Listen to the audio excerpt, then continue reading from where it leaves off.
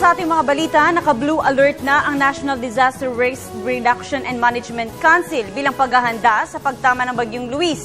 Maliban dito, puspusan din ang paghahanda ng mga lokal na pamahalaan na maapektuhan ng naturang bagyo. Yan ang tinutukan na aming kasamang si Dina Pagibitan.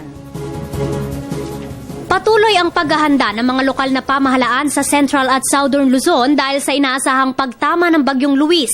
Ngayong hapon o gabi posibleng magdeklara ng signal warnings number 2 at 3 sa mga maaapektuhang lugar kasabay ng paglakas ng bagyo. May posibilidad din ang pagkakaroon ng storm surge sa mga lugar na bibigyan ng signal warning number 3. Kasunod nito ang pagpapatupad ng activation order sa mga maaapektuhang lugar para sa mas mabilis na paglilikas sakaling kailanganin. Ipinagbabawal na rin ang pangingisda sa mga karagatan ng Cagayan simula kahapon.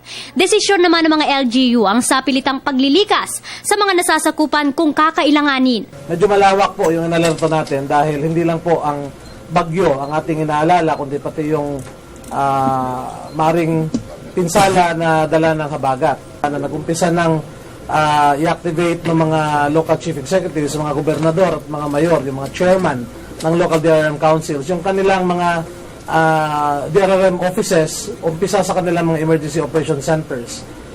Dito sa area ng Region 2, meron na pong mga LGUs, lalo na yung nasa coastal areas, na nag-uumpisa na pong i-activate yung kanilang mga evacuation centers. Nakahanda, maaring sa araw na ito, ay magkaroon na ng preemptive evacuation yung mga tao na nakatira sa coastal areas.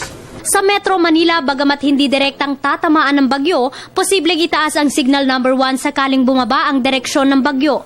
Maihahalin tulad ang Bagyong Luis sa Bagyong Pedring noong September 2011 dahil sa bilis, bugso at lakas nito.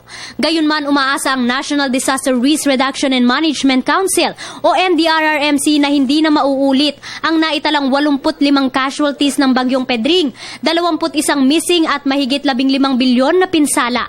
Lunes ng umaga inaasahang tatama sa kalupaan ng Isabela at Cagayan ang nasabing bagyo. Sa Martes naman lalabas na ng Philippine Area of Responsibility ang Bagyong Luis. Patuloy na pinaalalahanan ng ahensya ang lahat na maging mapagmatyag at maghanda. Para sa Telebisyon ng Bayan, ako si Dina Pagibitan.